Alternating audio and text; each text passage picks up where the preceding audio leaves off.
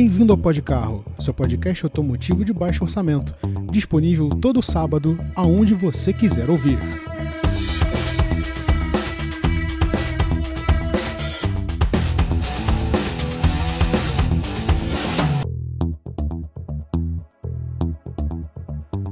Olá, e sejam todos muito bem-vindos e bem-vindas ao Podcarro. Eu sou o Rodrigo. E no programa de hoje, como você já pôde ouvir pela vinheta, se trata de mais um Mesa Redonda, o seu programa do Podcarro, onde a gente sempre traz as notícias da semana, o que teve de mais relevante no mundo automotivo nos últimos dias, nas últimas horas, tudo aquilo que você precisa saber sobre automóvel, trazido, debatido, sempre pela dupla que comanda este programa neste quadro em específico, eu, Rodrigo, de um dos lados, e do outro lado, falando diretamente de Mesquita, na Baixada Fluminense do estado do Rio de Janeiro, Maurício Campelo. Olá, ouvintes. Olá, Rodrigo. Mais uma vez, um prazer estar aqui no Podcarro. E vamos para cima. Temas interessantes para falar sobre passado e futuro no mesmo programa. Vai ser interessante. Vamos que vamos. E hoje não poderia ser diferente, a gente vai falar sobre um tema bastante interessante. É uma coisa que a gente vai falar bastante de Palio, para falar a verdade. Mas antes da gente chegar lá, e antes de passar, o Maurício já tá até preparado ali, já até desmutou o microfone, porque sabe que vem aí um momento Fiat no programa. Mas deixa eu só fazer aqueles recadinhos básicos de cada início de programa para você ficar ligado, que é o seguinte: siga a gente nas redes sociais, no @podcarro, Twitter, Instagram, Facebook. A gente sempre avisa quando saem os programas novos, sempre aos sábados às 11h30 da manhã. Fiquem ligados nas nossas atualizações. A gente soltou no Instagram um tempo atrás o que vai ter de novo no Podcarro este ano, então vai lá, dá o seu curtir, fica ligado. Também, tá ouvindo a gente pelo YouTube? Muito obrigado. Segundo, não se esqueça de se inscrever, de curtir, compartilhar. Clique no sininho para você ser avisado quando saem os programas novos. É muito importante. Tá achando o que do programa? Tá gostando? Tá curtindo? Tá achando que pode melhorar? A caixa de comentários é sua. Fala pra gente o que você tá achando. Isso é muito importante pra nós, porque o Podcarro é feito da gente que faz e de você que escuta. Bom, eu acho que é isso. A gente ainda vai passar pra vocês mais pra frente, nas próximas edições, mais detalhes das nossas ações para você poder financiar o programa. No nosso Twitter, @podcarro, você vai encontrar lá um símbolozinho de monetização. Você pode fazer sua doação por lá. Você pode fazer pelo Pix no @podcarro. No @podcarro não, perdão. No podcarro@gmail.com. Essa é a nossa chave, também é o nosso e-mail. E mais pra frente daremos mais detalhes do nosso Apoia-se. Eu sei que eu tô falando isso já faz um tempo, mas é que eu preciso de um tempinho pra poder organizar tudo direitinho. Fiquem tranquilos, vocês serão avisados. Esse ano tem muita novidade e a gente vai passar elas pra vocês no seu devido tempo. Bom, Maurício, estamos aqui hoje junto de nosso público, né, para passar a eles uma notícia que eu esbarrei tem um tempo atrás, né, e como vocês sabem, a gente faz as nossas pesquisas sempre para trazer para vocês o que há de mais fresco, o que há de mais relevante. E numa dessas notícias que esbarraram por mim, inclusive da Auto Express da Inglaterra, eu não estava esperando ver esse tipo de tecnologia fazendo o seu revival, né, o seu retorno ao mundo dos vivos, que estamos falando de, eu imagino até que a thumbnail já tenha deixado o recado bastante evidente, a gente está falando do carro manual sem embreagem. Antes da gente passar para o contexto histórico e todas as outras tudo que repercute ao redor desse assunto, deixa eu falar para vocês do que a gente está falando aqui. Essa notícia saiu no dia 14 de fevereiro e diz o seguinte, que a Ford estaria desenvolvendo carros manuais sem embreagem, tá? O que isso quer dizer? Quer dizer que você teria ali o seu câmbio automático, o seu câmbio manual, perdão, normal, ali de primeira a quinta marcha com a ré, normal, do jeito que você sabe, em H, tranquilo. Só que a diferença tá ali embaixo. Você teria só o pedal do acelerador e o do freio. O pedal da embreagem sumiu. Simplesmente sumiu. Então, isso é uma coisa que você dizendo à primeira vista para alguma pessoa, que tá habituada a dirigir carro, claro. É uma coisa que não entra muito assim na cabeça de primeira. Tipo, você precisa da embreagem para poder fazer as trocas no câmbio manual. E o pedal tá ali para você acionar a embreagem. Senão o carro morre, você não consegue engatá-las. Como assim o pedal da embreagem sumiu? Então, isso significa que alguma coisa vai entrar no lugar daquele pedal de embreagem. Ao contrário do que se pensa, um carro que é manual e não tem o pedal da embreagem, ele continua tendo embreagem. Ele só não tem mais 3 pedais. Tudo isso porque a embreagem agora ela é controlada através de um atuador eletrônico, né? Do atuador, que é um sensor que vai comandar a troca da marcha, as ações do acoplamento e desacoplamento do disco de embreagem através do movimento que você faz lá na alavanca. Como assim? Suponhamos que você está parado no sinal, o carro está em ponto morto. Você vai sair, você vai chamar a primeira no câmbio, engatar ali a primeira no câmbio e não vai pisar na embreagem. Você vai engatar a primeira, tirar o pé do freio, sair, vai acelerar tranquilo. Você não pisou no pé da embreagem para absolutamente nada, porque o pé da embreagem não está ali, é um imenso vazio. Tanto que nesses carros o pedal do freio é o mesmo pedal de carro automático, é o pedal maior, que é feito para você alcançar com o pé direito com mais estabilidade, e a galera que freia com o pé esquerdo. Muito pouco se debate sobre isso, é uma coisa que inclusive eu não consigo fazer em hipótese alguma, mas a galera que freia com o pé esquerdo, né, faz isso em movimento de pista também, que eu tô ligado. Mas enfim, aquela operação da embreagem agora é feita através de sensores, através de atuadores. A Ford, que quer trazer essa tecnologia para os carros dela no futuro, que inclusive já patenteou esse tipo de tecnologia, tá querendo passar isso como se fosse uma coisa extremamente nova, mas não é tão nova assim. A gente está falando de uma tecnologia que é bastante antiga, né? Mas antes de eu chegar no contexto histórico, e até uma coisa que eu quero mencionar antes do negócio da Ford, Maurício, você quer comentar sobre a Toyota antes, ou você quer que eu continue a partir daqui? Não, continua, já emenda esse aí tudo junto, entendeu? A gente começa fazendo então, assim, passado com presente com futuro, entendeu? Beleza. Antes de eu passar para o contexto de como esse negócio da Ford vai funcionar, deixa eu fazer uma pequena viagem com vocês até o passado, tá? Um pequeno retrospecto. Mais ou menos assim. O manual sem pedal de embreagem não é uma novidade. Ao contrário do que se pensa, é uma tecnologia pra lá de antiga. A gente está falando aí que, por exemplo, isso no Brasil começou lá nos anos 60 com a DKV e os primeiros DKV VMAG com embreagem Saxomat. O que isso quer dizer? Significa que através de um atuador que tinha só, eu acho que quase não tinha componentes elétricos, né? Um atuador a vácuo, você fazia as trocas ali no câmbio, na coluna do DKV, né? O câmbio do DKV é na coluna, e você não tinha pedal de embreagem.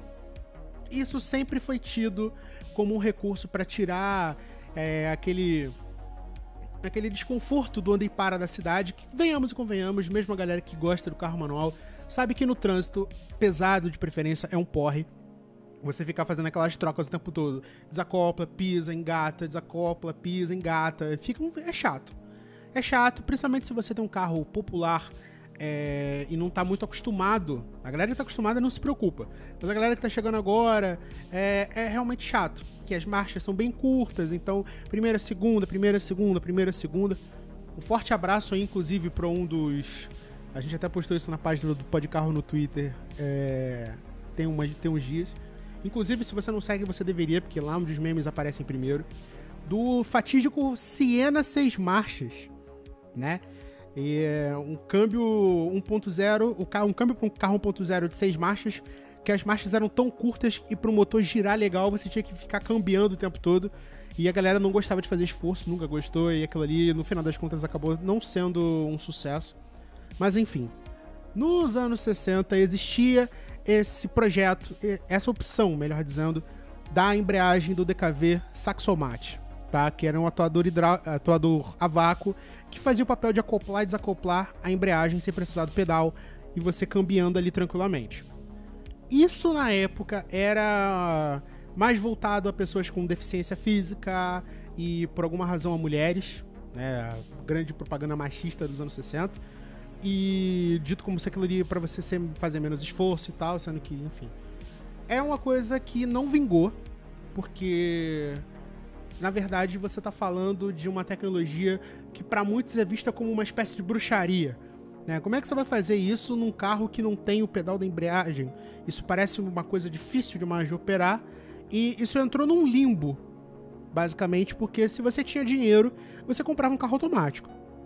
Simples. No Brasil, isso só passou, ou só se você fosse muito rico mesmo, mandar trazer um carro de fora, os famosos Chevrolet Hydramatic, né, que inclusive veio, o nome Hidramático no Brasil vem desses Chevrolets que você fazia as trocas do câmbio automático na coluna, dos antigos Hydramatic de 3 marchas, 2, 3 marchas. Não tem uma história de que esses câmbios hidramáticos da Chevrolet eram, na verdade, a ideia surgiu no Brasil e levaram pra lá? Olha, acho que a gente já conversou sobre uma parada dessa, não foi? Já conversamos sobre isso, mas eu não vou conseguir te precisar agora com 100% de certeza se esse boato confere, né? Eu sei que a história que me foi passada, tá? É que esses carros automáticos vieram parar no Brasil, assim, galera que tinha dinheiro pra importar Chevrolet, Buick, Cadillac, Oldsmobile. Então, era um recurso de luxo, de extremo luxo. Então, o nome Hydramatic acabou virando o carro hidramático, o carro automático no Brasil, que é o carro que você não faz troca de marcha. E é engraçado você ter tocado nesse assunto, porque o Brasil sempre teve uma completa ojeriza a esse tipo de carro, a esse tipo de câmbio, melhor dizendo, porque sempre pintou-se o carro automático como um carro para deficiente físico. O cara ali tem alguma deficiência, não pode mover as pernas, ou então tem pouco movimento, ou algum impedimento que seja, às vezes uma amputação ou coisa do gênero, e ele não pode operar um carro manual, porque ele precisa do pedal para pressionar a embreagem e do câmbio para cambiar.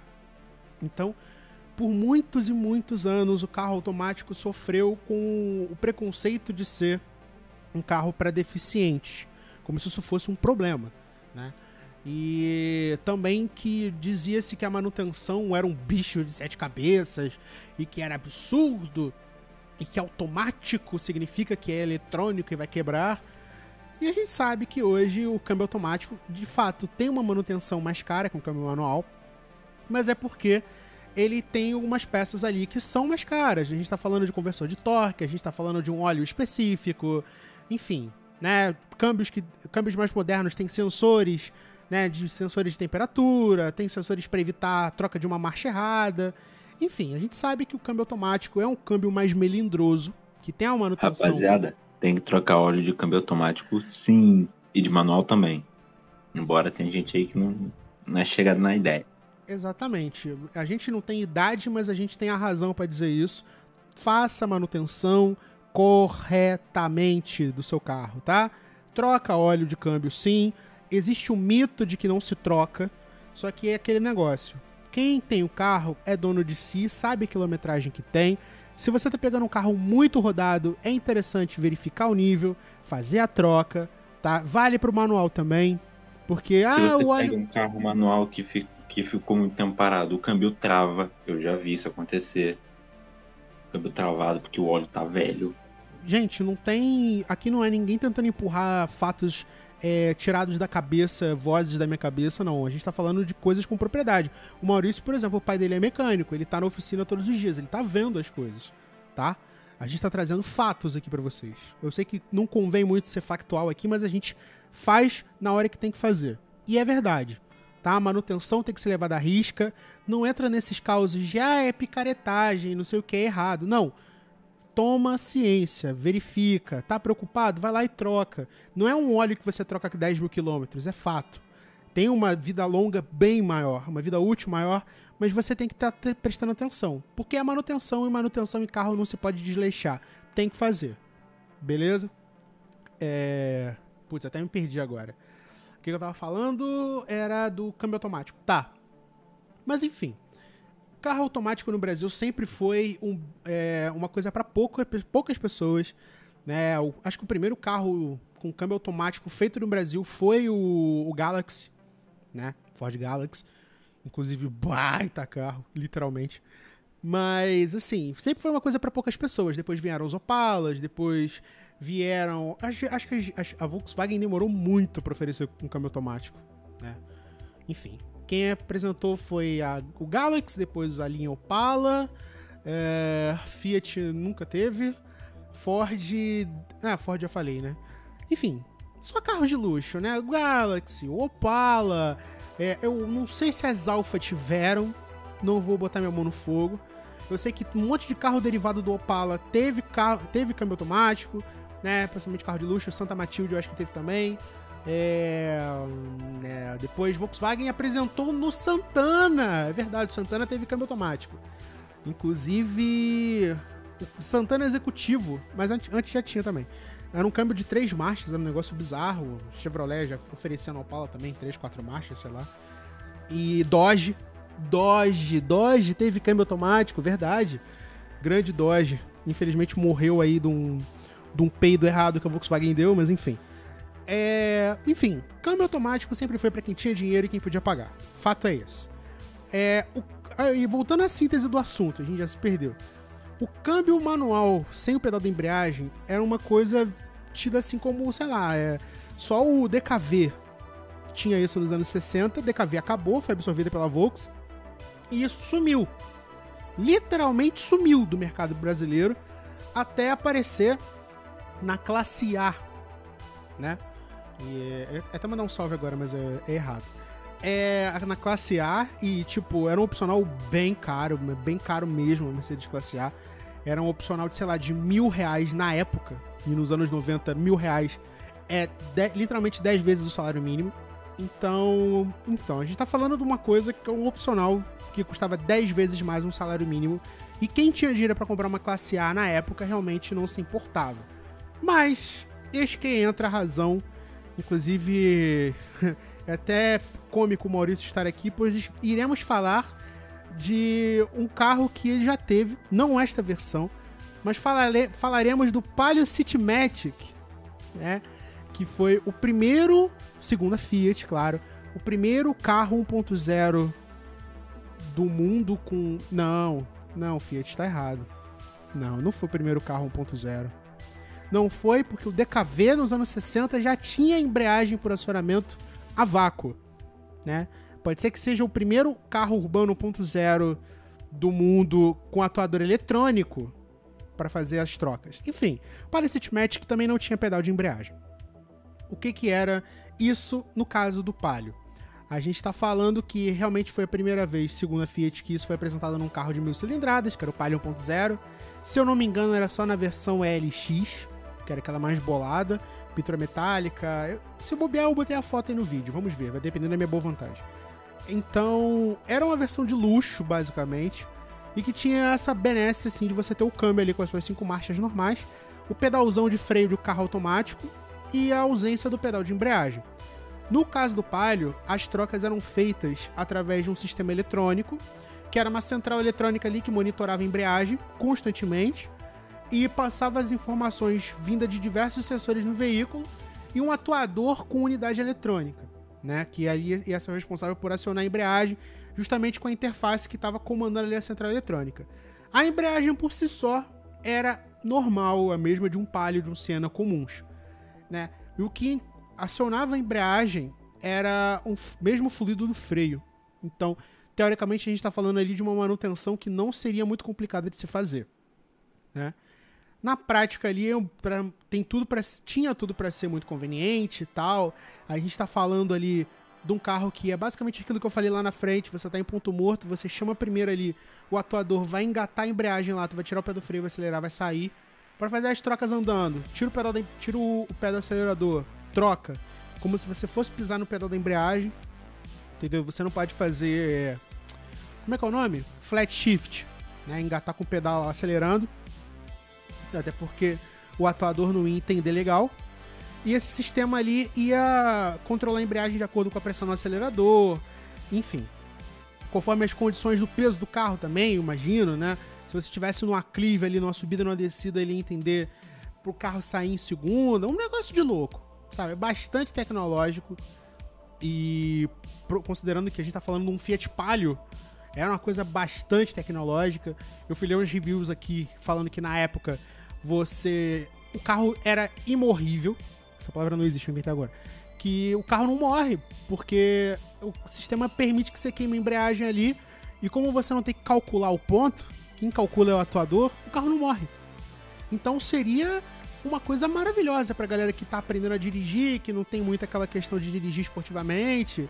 A gente tá falando ali de uma tecnologia revolucionária, né? Você parou no sinal, com a marcha engatada, a embreagem é acionada automaticamente.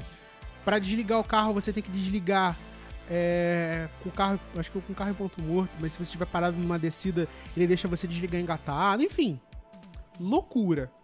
Loucura, loucura, loucura. Não satisfeita, a Chevrolet foi lá e depois falou, quer saber? Vocês estão de gracinha? Vocês estão de sacanagem? Pronto. Corsa Autoclutch. Simplesmente o Corsa sem pedal de embreagem. Mesmíssima coisa do Palio. Atuador eletrônico, ligado à embreagem, ligado ao câmbio, ligado ao acelerador, enfim. Uma parafernália tecnológica do cacete. E você lembrando o seguinte, e até aqui onde vai começar o começo do fim, pra falar a verdade. A gente tá falando de carros dos anos 90. E quando a gente fala de carros dos anos 90, no Corsa, no caso, anos 2000, a gente tá falando de uma eletrônica que vai ter uma certa idade, considerando que estamos em 2022.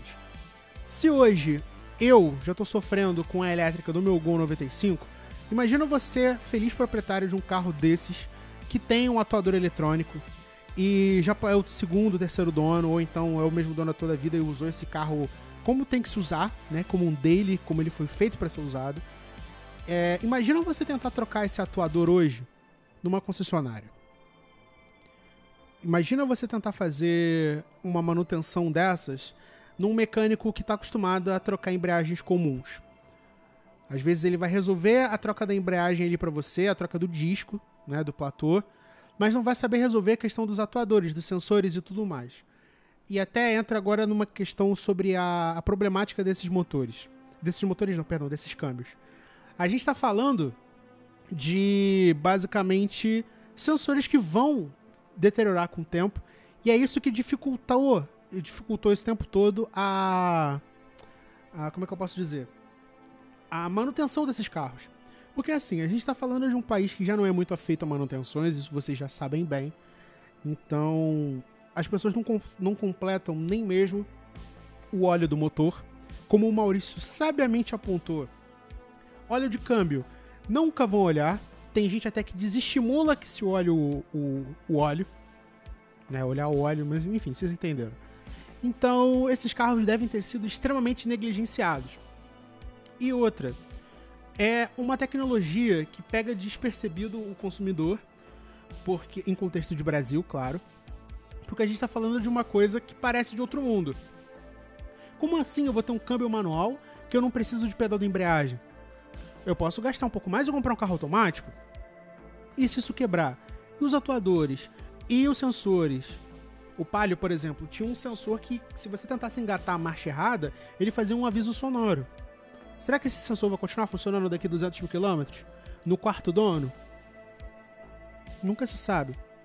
Então, é até um motivo pelo qual esses carros simplesmente caíram no completo esquecimento no Brasil, porque não eram carros ruins, é importante citar, mas eram carros que tinham tanta parafernália tecnológica que acabaram sendo negligenciados com o tempo.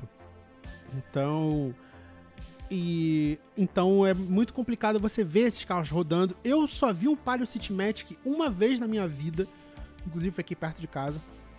Corsa Autoclutch, se não fosse a internet, eu não faria ideia de que existiu. Eu acho que a Volkswagen e a Fiat e a Ford nunca tentaram isso no Brasil.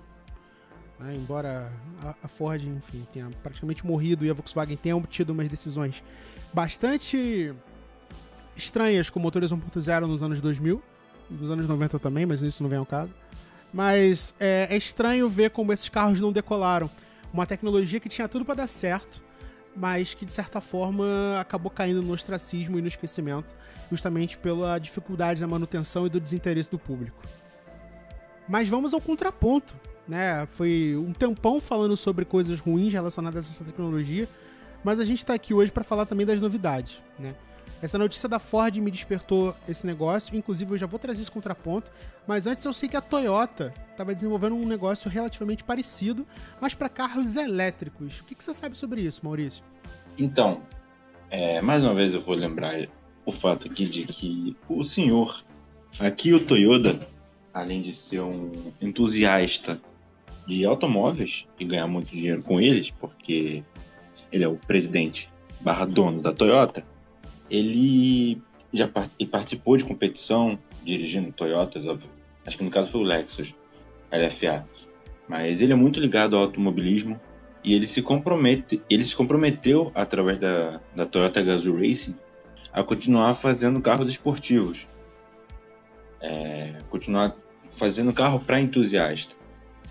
E surgiu a notícia na Auto Express de que a Toyota teria patenteado um sistema de câmbio manual para carros elétricos. Não traria nenhum benefício mecânico para o carro, muito pelo contrário, aparentemente deve fazer o carro ser um pouquinho mais lento, mas para os entusiastas isso vai fazer muita diferença, porque até para carro híbrido e elétrico, né? Na Europa, o planejamento dos governos é que em 2030 todos os carros à venda sejam completamente elétricos, ou até menos, até antes, né? Mas enfim, vamos trabalhar com 2030. Se todos os carros à venda forem elétricos, hoje em dia todos eles são automáticos. Então, quem gosta de câmbio manual não vai ter mais a oportunidade de dirigir. Então, caso os carros a combustão não sejam mais vendidos a partir de 2030, não vai mais ter carro manual. Sim, por mais que a Toyota ainda bata na tecla de que não, podemos produzir, sim. Ou então, sei lá, a Lamborghini ou a Ferrari fala, não, dá pra produzir V12 manual. Inclusive ontem eu vi um vídeo do Shmi 150, aquele youtuber que começou como um cara spotter e agora produz muito conteúdo automotivo da Inglaterra. Ele estava tentando explicar o ponto de vista dele de por que um V12 é mais amigável ao meio ambiente. Mais amigável ao meio ambiente do que um carro elétrico ou híbrido. Ele se baseou num estudo da Volvo, que a própria Volvo divulgou que demorava um certo tempo até o, acho que XC40. Demorava um certo tempo até o C40, que é 100% elétrico, atingir os mesmos níveis de emissão do que de produção, né? Até você começar a produzir o carro, do que a variante híbrida ou somente a combustão do carro. Por quê? É muito custoso para você produzir as baterias. E ele começou a pensar, poxa, eu preciso mesmo, assim, um Taycan, que era o exemplo que ele pegou, é um carro que, entre aspas, vai ser dirigido todo dia. Agora, uma Ferrari V12, que era o caso dele, uma GTC 4 Lusso e um Aston Martin V12, não vão ser dirigidos todo dia. Então, esse era o ponto dele. Divertei do assunto agora, mas vou retornar. Se em 2030 todos os carros forem elétricos, não vai ter mais opção de câmbio manual. Entendeu? E a Toyota quer mudar isso. Até porque, como eu já citei aqui, o Toyota é um cara muito ligado à esportividade, ao prazer de condução. Então, qual que é a solução que a Toyota achou? Os engenheiros da companhia recentemente patentearam um sistema de câmbio manual simulado. Eles usam uma manopla de câmbio falsa, um pedal de embreagem simulado e um software para controlar a quantidade de torque que o motor elétrico vai passar para o sistema de transmissão do carro. Mecanicamente, o carro ainda vai ter a transmissão de uma única marcha, uma para frente e uma para trás. Ou então a marcha para trás recarrega a bateria, acho que tem carro que é assim, não sei, posso estar falando uma grande besteira, porque carro elétrico ainda não é meu forte, ainda mais os câmbios dele. Mas o sistema da Toyota, segundo a reportagem da Auto Express, quer tentar fazer o máximo, quer tentar passar a experiência de um carro manual, um carro a combustão manual, o mais fiel possível para o carro elétrico manual, tendo até inclusive fazendo as variações de potência entre as marchas. Então, na primeira marcha, o sistema vai dar bastante torque, talvez até o torque total, mas mas sem muita velocidade. Porém, na sexta marcha, isso vai fazer com que o carro chegue provavelmente na velocidade máxima que ele pode, mas a aceleração vai ser muito devagar. Assim como num carro a combustão, né, que tem as relações de marchas. E para conseguir o melhor desse motor, o motorista vai ter que procurar, entre aspas, né, vai ter que manusear o câmbio, como todo carro manual é. Mas aí você pode se perguntar, tá bom, mas como é que a gente vai ter noção de quando é hora de soltar a embreagem? Porque o carro a combustão manual, o câmbio treme, o pedal de embreagem treme, a gente sente peso na embreagem. A gente pode ajustar o peso da embreagem e o ponto que a gente quer. Então, a Toyota afirma que uma espécie de platô que vai se mexer, né, vai vibrar, digamos assim, é o que vai transmitir essa sensação de esse feedback pro pé do motorista, entendeu? Ele vai literalmente ser uma espécie de aqui, ó, shaker plate. Então vai ser uma espécie de platô que vai vibrar e passar a sensação pro pedal do motorista. E para fazer o pedal, a resposta do pedal variável, né, em questão de carga, em questão de curso, esse mesmo platô vai poder ser variável em questão de carga e curso. Então, assim, caso a Toyota de fato consiga fazer o que ela propõe, vai ser muito interessante, porque cada vez mais o destino é esse, e com carros elétricos cada vez mais interessantes, mais divertidos e até perigosos, por que não? Na verdade, eles podem se tornar até mais perigosos, né, com câmbio manual, não sei. Porque assim, a gente já tem Tesla de 1.000 cavalos. Acho que o Model S Plaid chega a acho que 1.047, alguma coisa assim. Mas acho que passa dos 1.000 cavalos tranquilamente. E não sei, eu sinto uma certa segurança dirigindo um carro com câmbio automático. Não sei como seria num elétrico, um câmbio manual, muito menos num... Se bem que eu não sei nem como é que é um carro elétrico.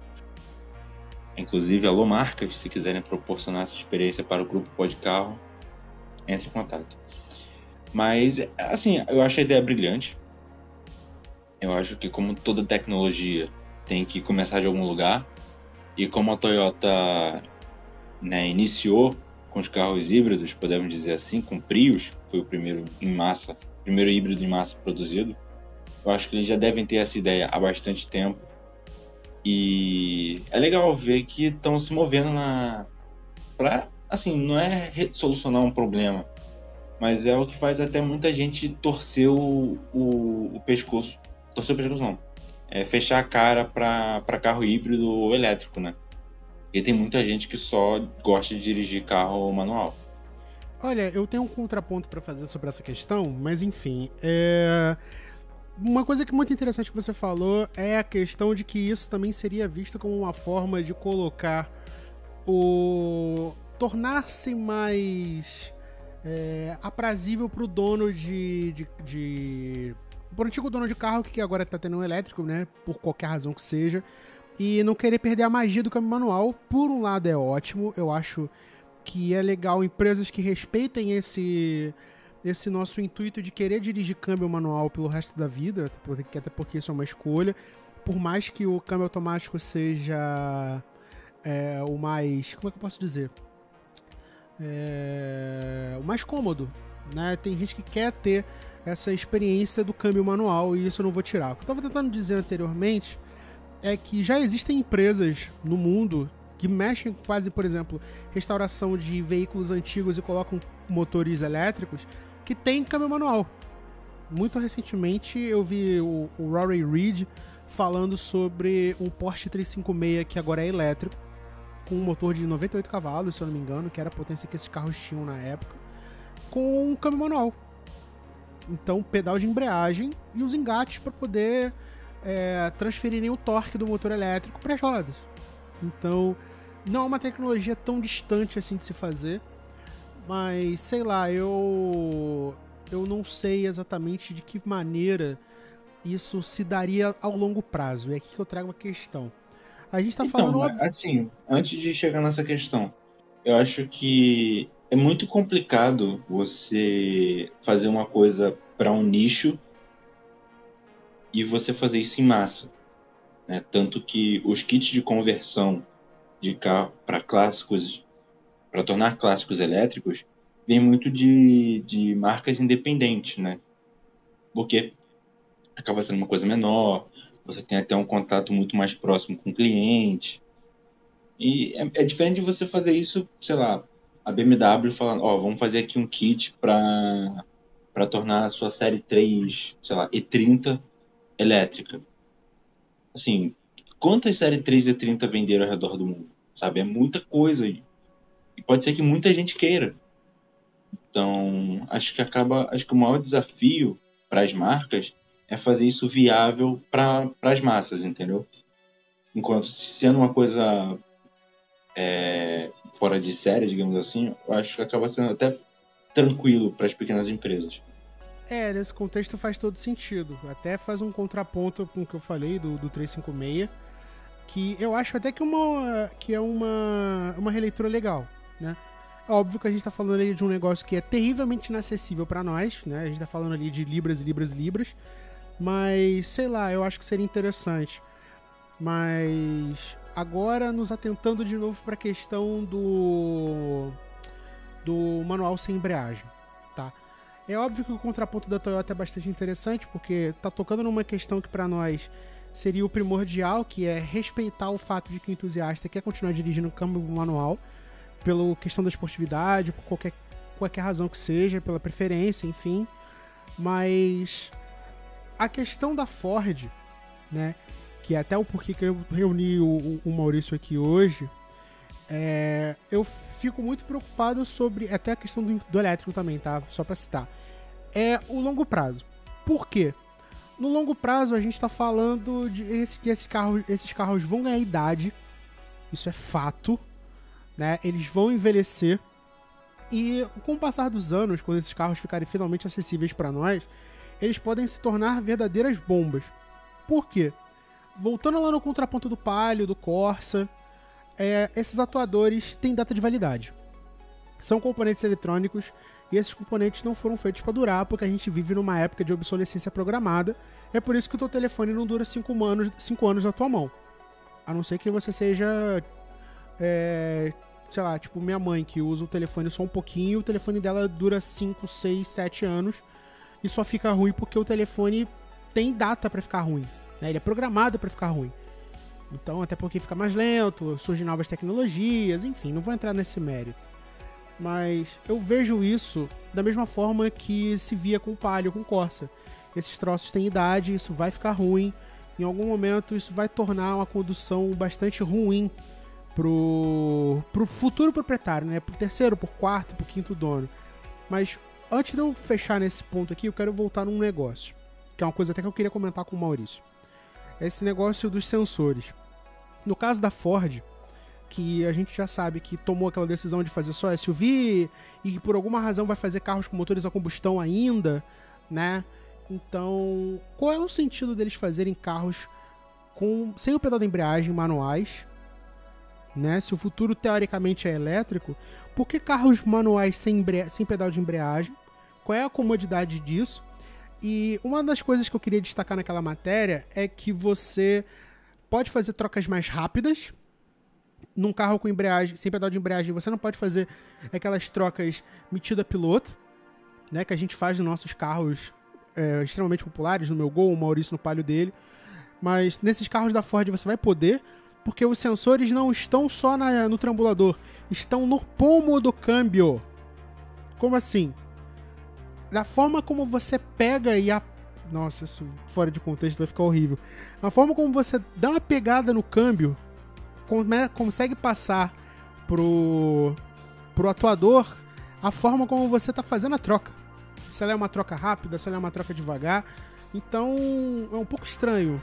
Mas enfim, né? Tecnologia, a gente só tá aqui pra assistir.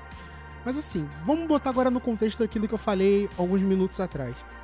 Cara, daqui 20 anos esses sensores vão estar podres de ruim. Eu não consigo imaginar um contexto onde isso não esteja acontecendo. Sei lá, você no seu Escort 3, lá no futuro, vindo da China, manual sem pedal de embreagem, você, terceiro dono já, comprando um carro daqueles ali e tentando fazer as trocas e o câmbio travado porque o sensor deu pau, ou o atuador deu pau. Eu fui procurar umas críticas, né, do porquê do Palio e do Corsa terem dado teoricamente errado, além da oposição do mercado, é que esses sensores quebram e, ao contrário de um carro de câmbio manual com pedal, né, que você continua rodando ele mesmo com a embreagem patinando e coisas do gênero, esses câmbios travam o sensor e você já era. Entendeu? Você não engata mais. O painel fica aquela árvore de Natal maneira, em pleno março. E agora? O que você vai fazer com essa informação? Como é que você vai engatar o câmbio? Não tem. Não, esse é um problema que a Ford já conhece, né? O Power Shift tá aí pra dizer que vive apesar disso. Vive não, né? Sobrevive no mercado de usados apesar disso. Porque os câmbios automatizados nada mais são do que um manual sem passar marcha, né? Porque eles não são automáticos, mas o sistema dele se assemelha muito mais ao câmbio manual do que um automático de fato. O carro entende através das rotações do motor e de carga no acelerador, ou a falta dela, que é hora de passar a marcha. Mas esses sensores não são 100% confiáveis, né? O robô que passa a marcha também não é 100% confiável. Tanto que esses câmbios não emplacaram. De nenhuma marca emplacou. Então, assim, eu acho interessante sempre você tentar desenvolver tecnologia, ofertar tecnologia, mas eu não sei se isso vai dar certo. Já vi relatos na internet de gente com câmbio manual da Ford que o câmbio trava. Então, e assim, câmbio normal de carro manual é a mesma coisa desde que o mundo é mundo, né? Então, sim, assim, pode ter sido apenas um carro. Eu acho que não era o único carro que apresentava isso. Mas assim, erros acontecem, tudo bem, ainda mais em carro produzido em série, em massa, mas é complicado, né? Sim, a gente tá falando aí, inclusive você pontuou perfeitamente na análise, que são câmbios que os câmbios automatizados não emplacaram. Não emplacaram de jeito nenhum. Você pode perguntar para quem você quiser que já teve iMotion, Dual Logic, EasyTronic. Nossa senhora, minha mãe quase fez isso. Graças a Deus que a gente desistiu da Meriva no ano que o EasyTronic entrou. Mas, cara, tipo, não deu certo. Não deu certo. A Fiat, muito recentemente, jogou o Dual Logic fora. Era o GSR, né? Aquele câmbio de... Nomeou o Dual Logic como GSR, aquele câmbiozinho de botão. Engraçado. Isso me lembra até uma coisa. Um fato ridículo aqui que eu vou dividir com vocês. Quando esse câmbio lançou, quando esse câmbio estava para lançar, eu fui a primeira pessoa a flagrar este câmbio na rua. No Notícias Automotivas, eu estava na rua, estava indo para uma consulta médica. Este carro parou do meu lado num posto de gasolina na Barra da Tijuca, aqui no Rio de Janeiro. Eu flagrei o carro, tirei as fotos e mandei para Notícias Automotivas. Foi o primeiro flagra automotivo que eu fiz na vida que foi parar pro site, inclusive. Eles aceitavam sugestão de leitor. Foi o meu primeiro, abre aspas, muitas aspas, meu primeiro relato automotivo. Nem sabia que eu ia fazer jornalismo automotivo em algum momento. Furo de reportagem. O primeiro furo de reportagem da minha vida foi o Uno Sporting com câmbio GSR. Eu vou procurar essa matéria e vou colocar ela no Twitter do Podcarro. No dia que o programa for ao ar, então se você estiver ouvindo até aqui, você vai saber. Bota um descritivo também, bota um descritivo na descrição. Boa ideia, eu vou colocar também. Bota em uma moldura no teu quarto. Aí, tem que fazer mesmo. Mas é engraçado, porque eu não escrevi nada, eu só consegui tirar uma foto, o cara do site ficou meio chateado, porque eu não consegui tirar outra foto. E eu lembro de gente reclamando, mas cadê as fotos, não sei o quê. Tipo, uma semana depois o carro foi lançado. Um bagulho assim, mas não interessa, era um furo. O Uno remodelado E o câmbio novo, sabe? Não tinha como não noticiar um negócio desse. Esse carro, inclusive, Maurício, foi parar na Itália Barra, se eu não tô enganado, porque era um pedido especial. O carro ainda não tinha sido revelado ao público e ele tava sem camuflagem nenhuma, sabe? Se eu tivesse a cabeça que eu tenho hoje, eu tinha feito 38 mil fotos, metido um migué, perguntado pro cara na conveniência o que ele tava achando e perseguido o carro pra tirar foto, talvez nem tanto. Mas enfim, teria sido incrível, tá? Se você tivesse com o seu carro, ia assim. Ah, eu ia muito, mas quantos anos que tem isso? Deve ter uns 10 anos, sei lá. Não foi 2012 que mudou, que teve o facelift do novo ano, né? Enfim, se eu achar, eu coloco no descritivo e no Twitter do Podcarro no dia que o programa for ao ar, tá? Mas enfim, voltando ao assunto. Então, galera, só fazendo uma correçãozinha muito rápida aqui, isso aconteceu no site Autos Segredos, tá? O tonto aqui esqueceu de conferir a fonte da reportagem que ele mesmo fez. Forte abraço. Eu acho o seguinte, essa tecnologia, ela não deu certo no Brasil. Os câmbios automatizados foram substituídos por câmbios automáticos. Basta você tirar, por exemplo, o Gol automático. O Gol automático foi lançado agora, no fim da vida, uns 2, 3 anos atrás. Inclusive, em 2020, ganhou o prêmio de pior carro do ano pelo Troféu Brasileiro de Ouro do Podcarro, né? E o Gol teve câmbio automatizado que todo mundo detestava, taxista. Cansei de ouvir taxista, dono de Voyager, reclamando daquele iMotion. Cansei. Dono de Meriva, reclamando dos trancos intermináveis do EasyTronic. Carinhosamente apelidado de Easy Tranco. Dualogic, o tanto de gente que mandou trocar pelo câmbio manual. Não tá escrito. Então, o meu ponto é, em termos de Brasil, considerando o histórico do Palio Citymatic, do Corsa Autoclutch, do DKV VMAG Saxomat, óbvio que ninguém vai puxar a carta do DKV, né? Aí depois vai começar os colecionadores. Não, porque era uma tecnologia revolucionária, o público brasileiro não estava preparado para tamanha tecnologia. Cara, eu sei, tá? Eu juro que eu sei. Só que eu não vou botar na conta da questão cultural, eu vou colocar na conta da questão tecnológica. A gente está falando de um futuro que cada vez mais está empurrando SUVs automáticos nas nossas goelas.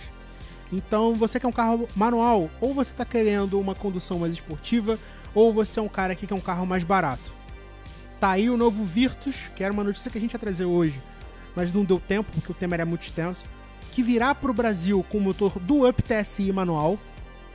Ou seja, galera aí que tá saudosa do Up, quiser um carro 1.0 TSI manual, o Virtus virá, né? Porque tinha E o Polo nada, né? Impressionante o quanto a Volkswagen... Enfim. É pessoal. Tenho certeza que é pessoal. Com certeza é pessoal, Maurício Campelo. Com certeza é pessoal. Mas... engraçado, né? Na verdade, a gente sabe por que eles fizeram isso, né? Eles vão empurrar o Virtus pra frotista e taxista. Ponto. Uber. 100%. Vou virar Uber. É o jeito. Mas dizem até que o GTS vai ser descontinuado e o 1.4 TSI vai parar no Highline, né? Veremos. Até porque se eu vi 5 Virtus GTS na rua, na vida, foi muito. Mas é aquele negócio, um carro de nicho tinha que ser assim. Eu acho que essa tecnologia no Brasil está afadada ao fracasso. Porque eu sei que é uma aspa muito forte de se fazer, mas pensa comigo. Já teve no Brasil no formato do Palio, no formato do Corsa, e esses carros venderam muito pouco. Muito pouco, a aceitação foi baixa, tem a questão do brasileiro não se chegar à manutenção. E talvez os que existam por aí, muitos devem ter sido convertidos para manuais. Exato, manuais comuns, né, com pedalzinho. Tipo, é aquele negócio. Atuador eletrônico, sensores, tem idade, tem data pra parar de funcionar. É a mesma coisa que você, por exemplo, entrar na OLX agora e falar classe S 2004, tá toda arriada, imensa, mas tá 28 mil reais. Você pensa, putz, dá, hein? Aí você lembra que tudo nela é atuador eletrônico, hidráulico, isso, aquilo. Você vai gastar 90 conto pra levantar o carro. Blindagem. Nossa senhora, se deixar... Enfim, vocês sabem. Resto de rico é um problema. Então, eu acho um pouco complicado essa tecnologia vingar no Brasil, porque eu acho que é uma seara tecnológica que, teoricamente, nós não estamos preparados. O cara que quer um câmbio manual, se for para uma condução esportiva, dificilmente vai chegar numa opção dessa, a não ser que ele não tenha opção, né? O que pode acabar acontecendo. Mas do ponto de vista prático, eu acho que é enfeitar um pavão. Sofisticar o ato de trocar marcha para uma coisa que é mais simples de se fazer se você tiver um pedal. Né? Óbvio que se você for fazer as leituras de época lá, o Palio Citymatic versus um EL normal, que inclusive a 4 rodas fez. É o mesmo desempenho, é a mesma coisa, o manual com o pedal é mais rápido, né? Porque você tem ali a facilidade de calcular as trocas e tal. Na Ford tá dizendo que você vai poder fazer as trocas mais rápidas, porque se você pegar o câmbio de jeito ali e fazer as trocas você consegue. Mas enfim, eu sou meio cético nessa questão. Eu acho que não tem muita coisa pra dar certo. Vai ser... Pô, me dá uma... Tu sabe alguma tecnologia que carro tem que tenha sido inútil? Pode ser qualquer uma. Assim, tem muita coisa inútil, tipo, sei lá, Facebook na central multimídia. Isso, com certeza. Acho isso ridículo. Assim, não sei se tem, mas hoje em dia as centrais multimídias têm tanto aplicativo. Por exemplo, lá da Volkswagen você consegue usar o Spotify, usar o Waze. Assim, eu acho que é esse excesso de tecnologia embarcada, talvez. Sim, eu concordo. Eu acho, por exemplo... Assim, a galera vai me crucificar pelo que eu vou falar agora, mas, por exemplo, pagar uma fortuna por uma pintura especial, tipo, perolizada. Eu sei que isso é questão de gosto, mas eu acho absurdo, por exemplo, ela ser, sei lá, R$2.000 mais cara que uma pintura sólida. Sabe? Tudo bem que exclusividade é um preço que se paga, mas, tipo, será que vale a pena você pagar esse preço todo para ter um manual sem embreagem? Só por mais conforto? Não sei, eu acho que é pagar muito pra ver, sabe? É que nem pagar a mais pra uma versão aventureira de um carro comum. Por exemplo, um Etios Cross. Sabe? Mas daquela questão, é gosto. Aí vai falar, mas eu quero ter o conforto de ficar com o pé esquerdo parado o tempo todo. Tudo bem, você pode fazer isso. É por essa razão que as pessoas escolhem o automático. É por essa razão que as pessoas querem um ar-condicionado Bizone, querem um teto solar. É porque elas querem, é porque elas podem. Mas sei lá, eu acho que o manual sem embreagem, na atualidade, pra mim é melhor botar um câmbio automático logo. Façam um manual comum e um automático bom, acabou. No caso da Toyota se explica porque é um carro com uma tecnologia elétrica, é uma tentativa de não deixar a gente a ver navios, de tornar a condução interessante num carro elétrico. Mas, embora todo mundo saiba que é uma coisa que, assim, não me enche os olhos, eu prefiro ter um carro a combustão. Mas, sei lá, é um monte disso que o Maurício falou, de guerigueres eletrônicos que, enfim, não... são fadados à morte. Estão com data de vencimento marcada e que vão te dar dor de cabeça na hora que você precisar trocar, e por si só, isso já é um problema. Bom, Maurício, alguma consideração final antes da gente encerrar o programa? Nenhum. Só uma coisa assim. Você falou do Palio Citymatic, e que naquela época o pensamento era que carros automáticos tinham um pensamento geral, entre um senso comum, acho que talvez seja a palavra certa, de que carros automáticos eram para pessoas com deficiência. A Fiat, podemos chamar assim, foi uma das pioneiras. Né? Podemos chamar a Fiat de Fiat, é brincadeira, né? Mas acho que a Fiat pode ser considerada a primeira marca a ter carro convertido para pessoa com deficiência, né? Através do programa Autonomy. Sim. Eu lembro que até assim, começo dos anos 2000, assim, de vez em quando eu ia em concessionária com meu pai, até em 2000, acho que era 2006, mais ou menos, 2005, quando ele foi comprar um Palio G2 na concessionária, assim, você via cartaz do programa Autonomy, sabe, incentivando as pessoas, ainda mais as pessoas com deficiência, de que elas sim podiam dirigir. E a Fiat vendia carro adaptado, vendia o Palio adaptado, assim, o banco do carona virava todo para fora do carro, para facilitar a entrada da pessoa com deficiência. O Tempra, ou a Tempra, tinha a porta de correr, não era? Sim, E a tinha. Fiat eu acho que foi a primeira a ter carro adaptado, ainda mais de fábrica. É legal pontuar isso, né? Coisa que hoje em dia muita gente usa o desconto de PCD para comprar carro, sendo que não deveria ter direito. Acho que até talvez tirando o desconto de muita gente que precisa. É legal ver que lá no final dos anos 90 a Fiat já investia nisso. Acho essa aspa tão interessante que eu acho que a gente deveria fazer um programa só sobre PCD e poder questionar essas coisas. O que você acha? Mas aí a gente pode ver se tem algum ouvinte que é PCD ou tem contato com PCD que aí, assim, trazendo um aspecto deles, eu acho que seria muito, muito mais interessante, né? Concordo plenamente. Até mais... Não é nem interessante, mas assim, falar com Local de propriedade, fala, né? né? Local de fala, exatamente, é isso.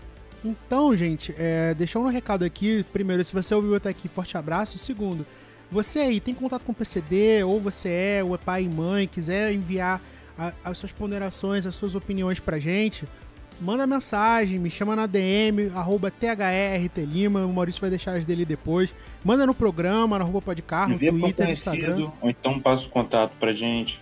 Sim, a gente quer tratar de todos os temas relacionados ao automóvel e a gente sabe que o mercado de PCD no Brasil é bastante aquecido, a gente quer trazer isso para vocês também, para vocês não ficarem perdidos e sempre saberem, terem a noção do que é todas as questões relacionadas ao automóvel. Todas as tribos são extremamente bem-vindas no Podcarro e você também, tá?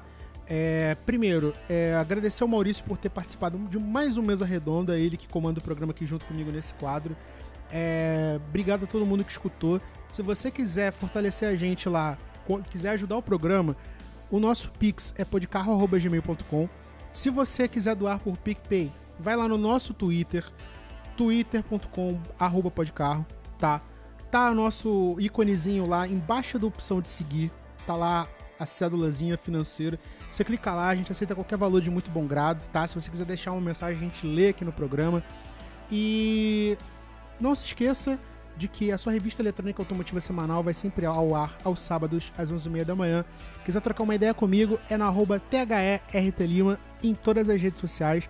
Quiser mandar sugestão de programa, manda pra mim, manda pro Podcarro, manda pro Maurício. Maurício, suas redes, por gentileza. Twitter é @AcoraNSXR, Instagram é CampilaMCF, tem o Medium que também é CampilaMCF.medium.com, lá eu escrevo algumas crônicas sobre carro, sobre esporte, que eu gosto muito, e sobre o que mais eu passar pela minha cabeça. Então segue lá. Inclusive tem uma anedota, digamos assim, uma história sobre Ômega. Inclusive, forte abraço para meus amigos que não aguentam mais me ouvir falar de Ômega. Mas é uma história muito, muito curiosa e acho que vale a pena ler. Minha gente, todos os links que a gente falou agora, inclusive as redes minhas e do Maurício, estão no nosso Linktree, tá aqui na descrição, é só clicar, vai aparecer tudo. Você vai conhecer tudo relacionado ao Podcarro e ao GPC, que é o Grupo Podcarro de Comunicação. Então, um forte abraço, obrigado pela sua audiência, pela sua paciência, e a gente se vê no próximo sábado com mais um Podcarro. Tchau, tchau. Obrigado por escutar o Podcarro. Nos vemos no sábado que vem e nos siga no @podcarro em qualquer rede social.